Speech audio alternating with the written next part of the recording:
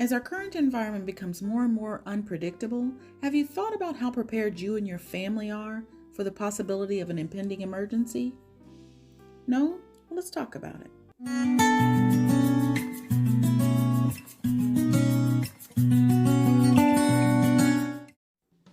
Welcome back, everyone. This is H here, and today we're going to take a small break from our bucket list travel planning to address some of the issues that the viewers of this channel seem to really be concerned with, and that is developing an emergency plan for you and your family. Some people call it a contingency plan, but no matter what you call it, having a realistic plan in place is paramount. Now, everyone's family is different, and obviously the specific needs of every family is also going to be different, especially depending upon where you live in the world. But don't be deceived, there are some basic or even general needs that we all have that we must be prepared to meet in the event of an emergency. Now, as always, before we get started, if you want to be a part of the tribe, please subscribe, and don't forget to hit that notification bell so you don't miss a thing. Also, please share this video with a friend so that they too can start thinking about how best to prepare their family for eventual emergencies. Now, these are just some ideas from our family plan. Feel free to leave yours in the comments below. But the first thing you want to do is make sure you have some cash on hand, perhaps stored in a safe place that no one knows about. This can help serve you and your family in the event a national emergency causes bank delays or issues. Next, you want to make sure that you have an evacuation plan in place so that everyone knows how to get out of the house and where to meet up in the event of perhaps a fire.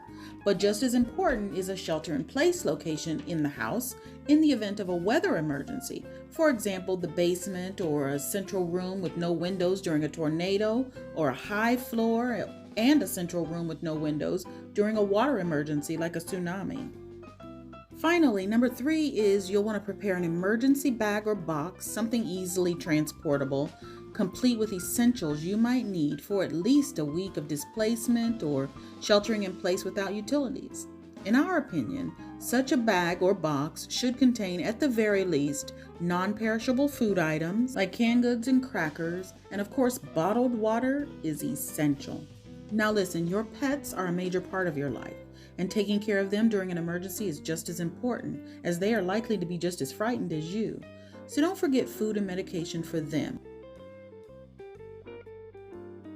Now, continuing on with our emergency bags or box, you'll likely need a first aid kit, an extra supply of your own daily medications, general toiletries like toothpaste, deodorant, toothbrush, and yes, toilet paper.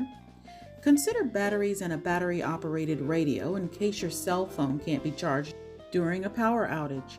You'll also need a warm or thermal blanket for each person and a flashlight or two.